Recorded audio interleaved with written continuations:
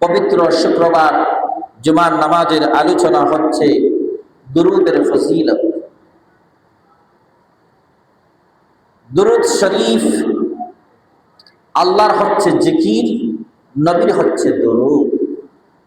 গত জুমায় আলোচনা করেছিলাম জিকিরের আলোচনা। আমরা জিকির করি কার? একটু সবাই বলেন, জিকির করি কার? আল্লাহ। আর দুরূদ হলো নবী মুহাম্মদুর রাসূলুল্লাহ সাল্লাল্লাহু তাআলা আলাইহি ওয়া আলিহি ওয়াসাল্লাম। আমরা প্রতিযোগিতামূলক কাজ করি যে কার চাইতে বেশি সম্পদ অর্জন করা যায়।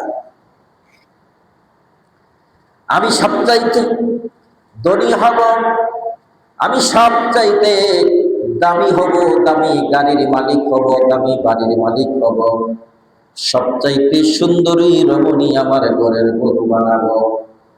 এই হলো আমাদের প্রতিযোগিতা, এই হলো আমাদের অবস্থা। কিন্তু যারা আল্লাহওয়ালা, আল্লাহকে ভালোবাসে, আল্লাহকে মহব্বত করে, আল্লাহর সান্নিধ্য হাসিল করতে চায়, আল্লাহর রেজামন্দি হাসিল করতে চায়, তারা বলে না আমার সম্পদ প্রয়োজন নাই, আমার টাকার প্রয়োজন নাই, আমার বাড়ির প্রয়োজন নাই, আমার গাড়ির প্রয়োজন নাই, আমার সুন্দরী বিবির প্রয়োজন নাই। আল্লাহ তুমি যেই পথে রাজি, যেই পথে খুশি, তুমি যেটা করলে রাজি হবা, যেই কাজ করলে তুমি খুশি হবা, সেই কাজের জন্য আমাকে উদ্বুদ্ধ করো, সেই কাজের জন্য তোমার গোলাম হিসাবে তুমি আমাকে কবুল করো। এই কামনা, এই বাসনা একমাত্র আল্লাহর প্রিয় বান্দার। জোরে বলো সুবহানাল্লাহ। কোরআনুল কারীমের মধ্যে সূরা আহজাবের 56 নম্বর আয়াতের মধ্যে 22 পারার মধ্যে আল্লাহ তাআলা বলেন, আউযু বিল্লাহি মিনাশ শাইতানির রাজীম। বিসমিল্লাহির রাহমানির রাহিম।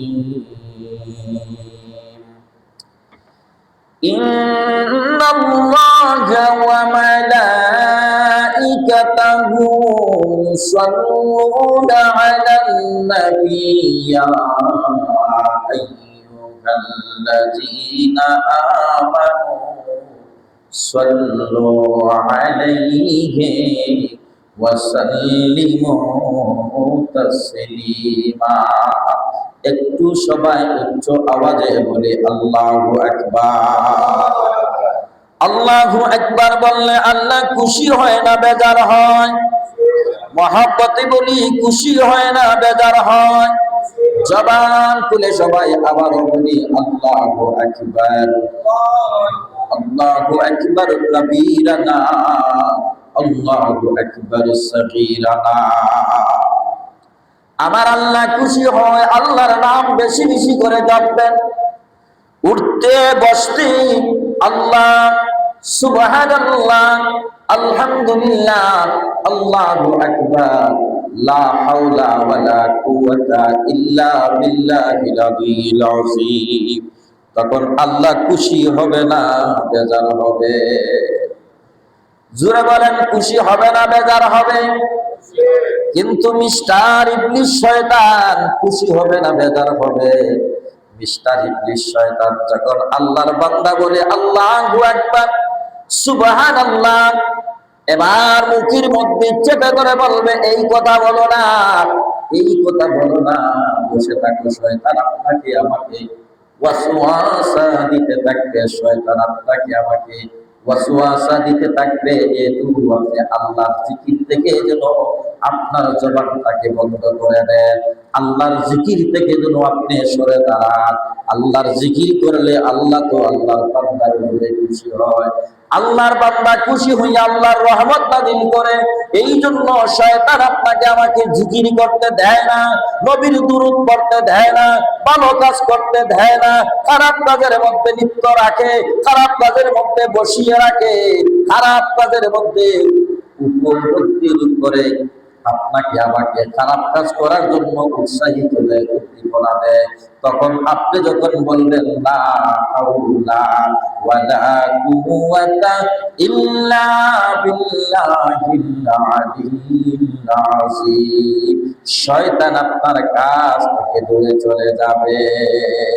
তখন শান্তি দিয়ে আপনি নামাজ পড়তে পারবেন। আর শয়তান যদি আপনার কাছে আমার কাছে থাকে, সেজদায় দেয়া সুবহান রাব্বিয়াল আলা বলতে দেরি হবে, উঠতে দেরি হবে না, শয়তান বলে উঠো উঠো, এত সময় দেরি করো না, দেরি করার প্রয়োজন নাই। সুবহান রাব্বিয়াল আলা বলতে দিবে না, সুবহান রাব্বিয়াল আযীম বলতে দিবে না। অন্তরের মধ্যে একটা জজবা সৃষ্টি করে দিবে শয়তান, বলবে তোমার বাড়িতে ওই সমস্যা হয়েছে, তোমার ব্যবসায় সমস্যা হয়েছে, তোমার ওই জায়গায় গল্প করো, তোমার বিরুদ্ধে জানি কারা বলতেছে, ওই জায়গায় চলে যাও, শ্বাসচলে চলে যাও, দোকানে চলে যাও, বাজারে চলে যাও, মসজিদে না, মসজিদে তাইকো না। মসজিদে যদি থাকো তাহলে তোমার লাভ হবে না, সম্পদ নষ্ট হয়ে যাবে, ব্যবসা নষ্ট হয়ে যাবে।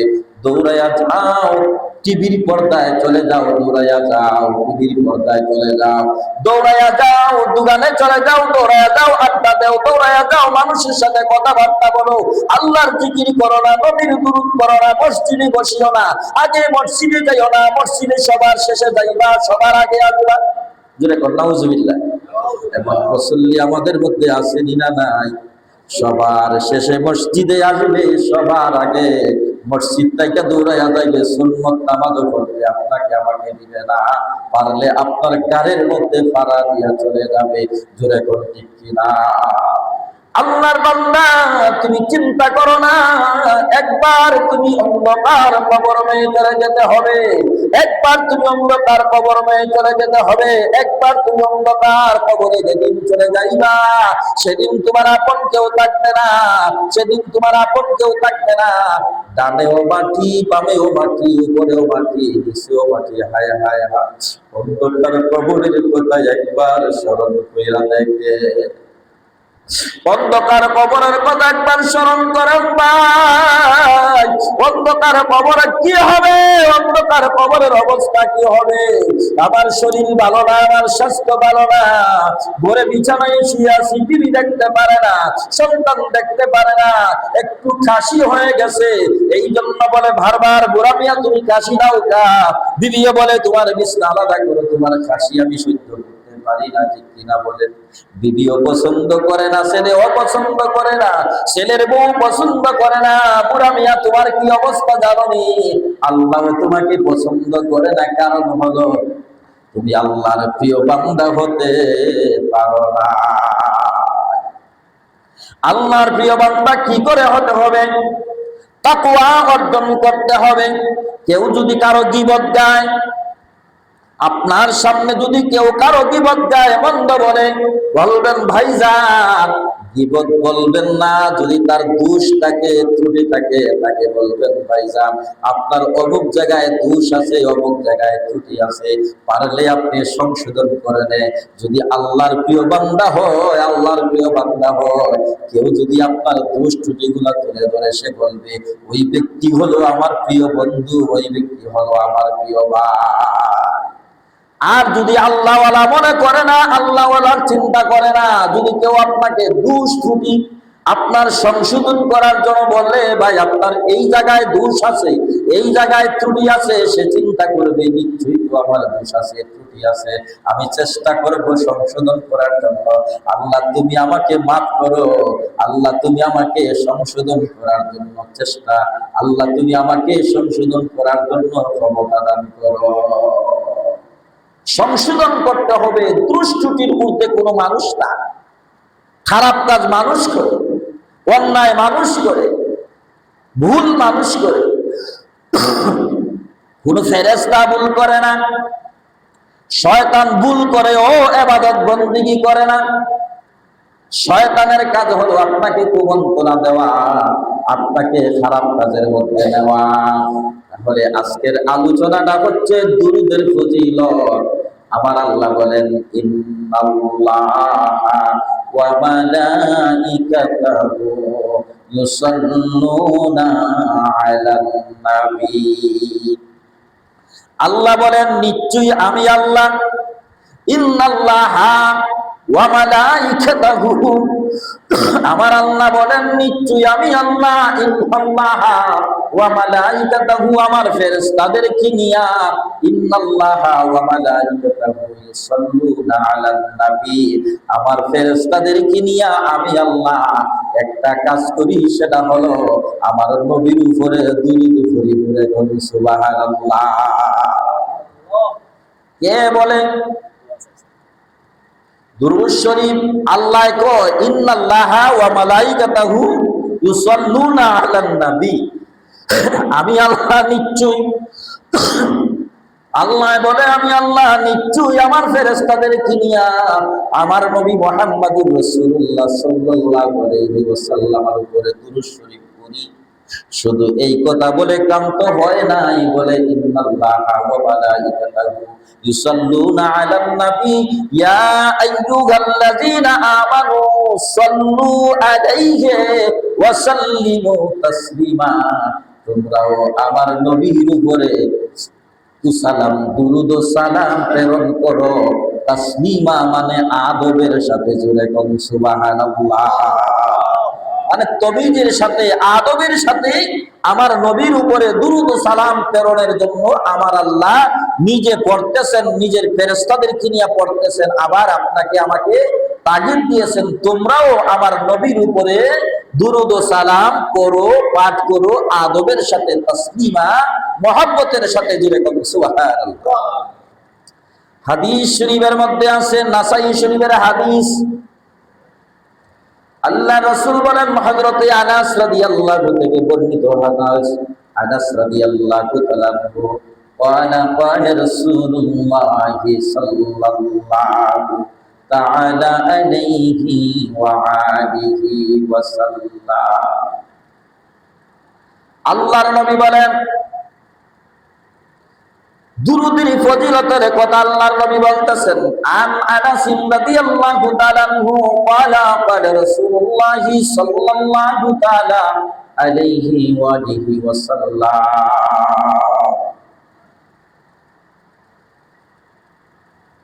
আল্লাহর নবী বলেন, তোমরা যদি আমি নবীর উপরে একবার দুরূদ শরীফ পড়ো, কয়বার? একবার দুরূদ শরীফ পড়লে আল্লাহ তাআলা আল্লাহর বান্দার উপরে 10টা রহমত নাজিল করে। 10টা রহমত নাজিল করেন, 10টা নেক দেন, এবং 10টা গুনাহ আমলনামার থেকে কর্তন করে দেওয়া হয়। আল্লাহর নবীর দুরূদ শরীফ পড়লে 10টা রহমত নাজিল হয়, 10টা গুনাহ ক্ষমা করে দেওয়া হয়, 10টা নেক দান করে দেওয়া হয়, 10 মর্তবা আপনাকে দান করে দেওয়া হয়। জুড়ে কোন সুবহানাল্লাহ। তবে দুরূদ শরীফটা কিভাবে করতে হবে? দালাইলুল খায়রাত কিতাবের মধ্যে দুরূদ শরীফের ফজিলত লিখতে দেয়া বলতেছেন, আসমাউ সালাতা আহলি মুহাব্বতি ওয়া আরিফুহুম ওয়া কুররাতু আলা সালাতি গায়রিহিম আরবা। আল্লাহর নবী বলেন, আসমাউ সালাতা আহলে মুহাব্বতি ওয়া আরিফুহুম ওয়া তুরাদু আলা সালাতি গায়রিহিম আরবা। পৃথিবীর যেই জমিন থেকে আপনি আল্লাহর নবীর উপরে দুরূদ শরীফ পড়বেন, তবে মহব্বতের সাথে যারা দুরূদ শরীফ পড়ে, আমার নবী বলেন আমি তাকে চিনি, তার বাবাকেও চিনি, এবং তার দুরূদের আওয়াজ আসমাউ সালাতা আমি নিজ কানে শুনি। জোরে কোন সুবহানাল্লাহ। মহব্বতে পড়লে আল্লাহর নবী বলেন আমি নিজ কানে শুনি, আমি তোমাকে চিনি, তোমার বাবাকেও চিনি। অন্য হাদিসের মধ্যে আল্লাহ রাসূল বলেন, ওয়াকালা আলাইহিস সালাতু ওয়াসালাম, ইন্না লিল্লাহি, নিশ্চয়ই আল্লাহ তাআলা, ইন্না লিল্লাহি, নিশ্চয়ই আল্লাহ তাআলা বলেন, মালাইকাতান, নিশ্চয়ই আল্লাহ তাআলা বলেন, ইন্না লিল্লাহি মালাইকাতান সাইয়্যাহিনা ফিল আরদি আল্লাহর নবী বলেন, আল্লাহ তাআলা নিশ্চয়ই সাইয়াহিনা ফিল আরদি, এই জমিনের উপরে একজন ফেরেশতা নিযুক্ত করে রেখে দিয়েছেন। একজন ফেরেশতা নিযুক্ত করে রেখেছেন। সাইয়াহিনা ফিল আরদি ইউবাল্লিগুনানি উম্মাতিকাস সালাম। আল্লাহু আকবার বলেন। ইউবাল্লিগুনানি উম্মাতিকাস সালাম। যখন আল্লাহর নবীর কোন উম্মত সালাত, দুরূদ এবং সালাম প্রেরণ করে, তখন আল্লাহর নবীর কবর শরীফের মধ্যে, কবরের কাছে, কবরের পাশে একজন আল্লাহর ফেরেশতা দাঁড়িয়ে আছে ওই দুরূদ শরীফ আমার নবীর কাছে পৌঁছায়া দেওয়ার জন্য। জোরে বলুন সুবহানাল্লাহ। একজন ফেরেশতা আল্লাহ পাক নিযুক্ত করে রেখে দিয়েছেন সাইয়াহিনা ফিল আরদি, এই জমিনের মধ্যে আল্লাহর নবীর কবরে দুরূদ পৌঁছায়া দেওয়ার জন্য, আল্লাহর নবীর রওজা মুবারকে দুরূদ পৌঁছায়া দেওয়ার জন্য। জোরে কন্না সুবহানাল্লাহ। আল্লাহর নবীর রওজা পাকে একজন ফেরেশতা নিযুক্ত।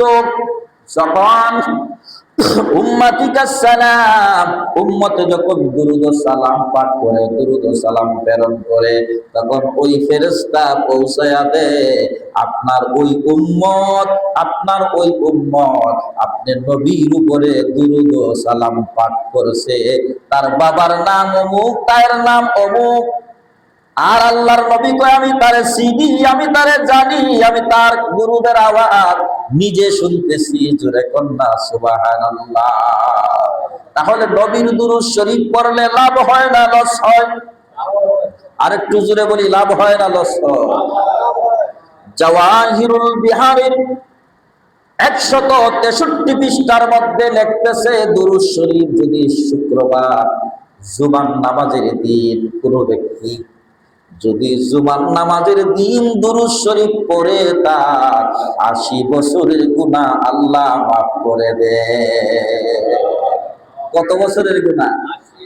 80 বছরের গুনাহ মাফ করে দেওয়া হয়। কয়বার? 80 বার যদি দুরূদ শরীফ পড়ে জুমার দিন, শুক্রবার জুমার দিন নির্জনে বসে জুমার নামাজের আগে মসজিদে এসে, আমরা তো সবার শেষে মসজিদে আসার চিন্তা করি, মসজিদে সবার শেষে আসার চিন্তা করি না। ঘরের কাজ শেষ হয় না, বাড়ির কাজ শেষ হয় না, ব্যবসার কাজ শেষ হয় না, আমরা ধীরে ধীরে মসজিদে আসতে অনেক লেট করি। কেন? শয়তান আমাদেরকে বিলম্ব করায়, শয়তান আমাদের পিছনে লেগে আসে। ওই শয়তানের ওয়াসওয়াসা থেকে বাঁচার জন্য আল্লাহর দরবারে পানা চান, কি বলেন?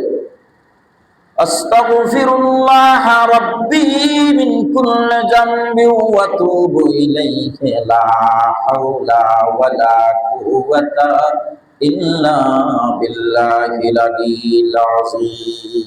বেশি বেশি করে ইস্তেগফার করেন, বেশি বেশি করে ইস্তেগফার করেন। ইস্তেগফারের দাম অনেক বেশি, ইস্তেগফারের দাম অনেক বেশি। কারণ বেশি বেশি করে ইস্তেগফার করেন, বেশি বেশি করে আল্লাহর জিকির করেন, বেশি বেশি করে দুরূদ পড়েন। দুরূদ পড়লে গুনাহ মাফ হয়। যদি জুমার দিন 80 বার যদি নবীর উপরে দুরূদ শরীফ পড়েন, তাহলে আপনার 80 বছরের গুনাহ আল্লাহ ক্ষমা করে দিবে। আমরা গুনাহগার না? আমরা গুনাহগার।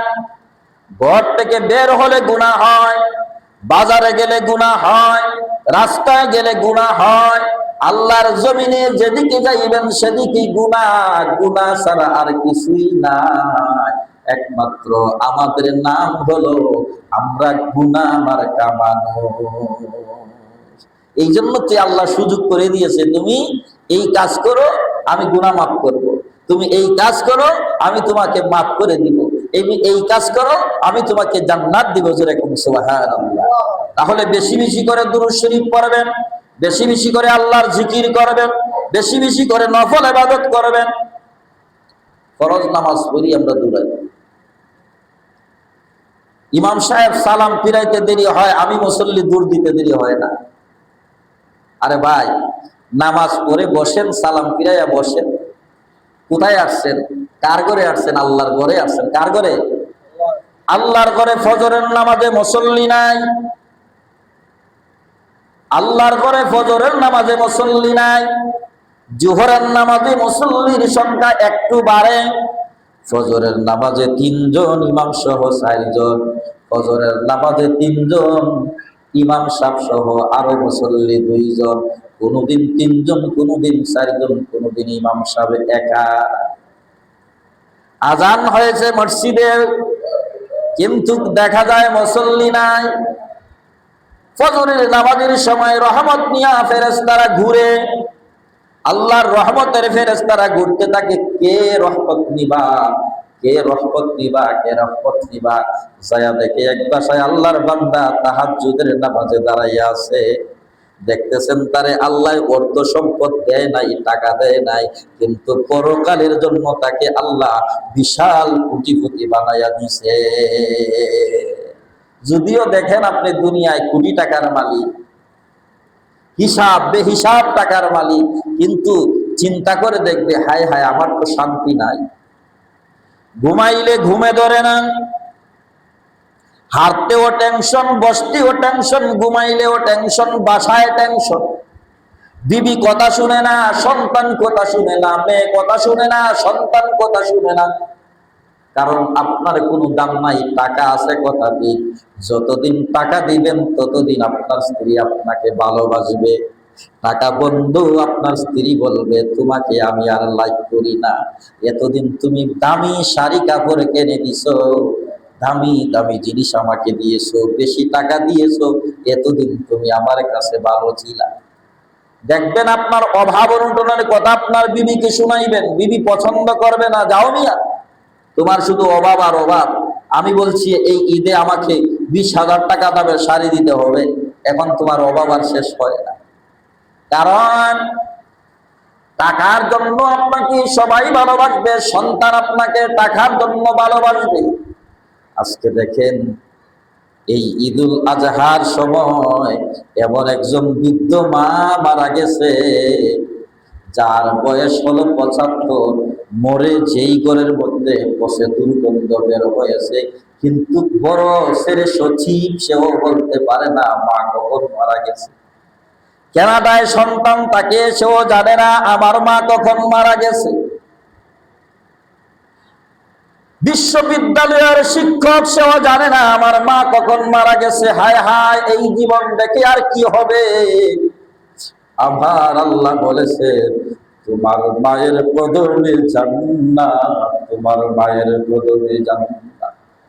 ওই জান্নাতকে টেনে ফেলে দিয়েছে, সন্তান সচিব হয়েছে, বিশ্ববিদ্যালয়ের শিক্ষক হয়েছে। ওই মায়ের খবর রাখে না। মার যতদিন ভালো ছিল, মায়ের শরীর স্বাস্থ্য ভালো ছিল, মায়ের কাছে যতদিন টাকা ছিল, অর্থ ছিল, মাকে ভালোবেসেছে। মায়ের কাছে টাকা নাই, মায়ের রূপ নাই, মায়ের বয়স হয়ে গেছে, মাকে ধরে ঘর থেকে বের করতে হবে, মাকে প্রস্রাব করাতে হবে, মাকে পায়খানা করাতে হবে। সন্তান বলে তোমার মতন মা আমার প্রয়োজন নাই, আমি একজন সচিব, আমি একজন বিশাল বড় অফিসার, আমি একজন বিশাল বড় শিক্ষক, তোমার মতন মা আমার দরকার নাই। মাকে একা নির্জনে ফেলে দেয় এবং বৃদ্ধাশ্রমে মাকে রেখে দেয়, বাবাকে রেখে দেয়। এমন কুলাঙ্গার সন্তান আমাদের দেশে আছে কিনা? না। এটা হলো আল্লাহর গজব, এইটা হলো আল্লাহর লানত। আমার ভাইয়ের, আমার বাবারা, যার ঘরে মা বয়স্ক আছে, যার ঘরে বাবা বয়স্ক আছে, বাবার মাথায় হাত বুলিয়ে দিবেন, বাবার দাড়িটা হাতিয়ে দিবেন, বাবার চুলটা হাতিয়ে দিবেন, বাবার হাতটাকে চেপে দিবেন। বাবা তোমার কি কষ্ট হয়? বাবার বুকের উপরে হাতটা রেখে বাবাকে যত্ন করেন। আমার আল্লাহ বলেন রে বান্দা, তোমার বাবা তোমার উপরে খুশি হয়েছে, আমার নবী তোমার উপরে খুশি, আমি আল্লাহ খুশি। তুমি মরতে দেরি হবে, কবরে যাইতে দেরি হবে, আমি তোমাকে জান্নাত দিতে দেরি করব। আল্লাহু আকবার। আমরা মা বাবার খেদমত করব, আল্লাহর জিকির করব, নবীর দুরূদ করব, ঠিক কিনা বলে? কোন মানুষের মনে কষ্ট দিব না। রাস্তায় যদি আপনি সন্তানকে পান, সালাম দিবেন, আসসালামু আলাইকুম ওয়া রাহমাতুল্লাহি ওয়া বারাকাতুহু, সন্তান দেখে বলবে, বাবা আমাকে আগে সালাম দে। না না, আমি আমার বাবাকে আগে সালাম দিব। আপনি যুবককে সালাম দেন, শিশুকে সালাম দেন, বয়স্ককে সালাম দেন। সালামের তৈরি করেন, সালামে আল্লাহর রহমত বর্ষিত হয়, আল্লাহর নিয়ামত আপনার জন্য আমার জন্য আসে। আল্লাহ যেন আমাদেরকে দ্বীনের উপরে অটল থাকার তৌফিক দান করেন, দুরূদ শরীফ পড়ার তৌফিক দান করেন, আল্লাহর জিকির করার তৌফিক দান করেন, 5 ওয়াক্ত নামাজ পড়ার তৌফিক দান করেন, মসজিদে এসে বসে আল্লাহর জিকির করবেন, মসজিদে এসে নফল ইবাদত করবেন, মসজিদে এসে ফরজ নামাজ পড়বেন, ফজরের ওয়াক্ত হলেই মসজিদে চলে আসবেন, সময় মতো নামাজ আদায় করার চেষ্টা করবেন। আপনার দুনিয়ায়ও শান্তি হবে, পরকালেও শান্তি হবে, আখিরাতেও শান্তি হবে। দুনিয়ায় আল্লাহ আপনার ইজ্জত বুলন্দ করে দিবে। আল্লাহু আকবার। আল্লাহ তাআলা যেন আমাদের সকলকে নবীর দুরূদ, আল্লাহর জিকির এবং তাকওয়া অর্জন করার তৌফিক দান করেন। সকলে বলি আমিন।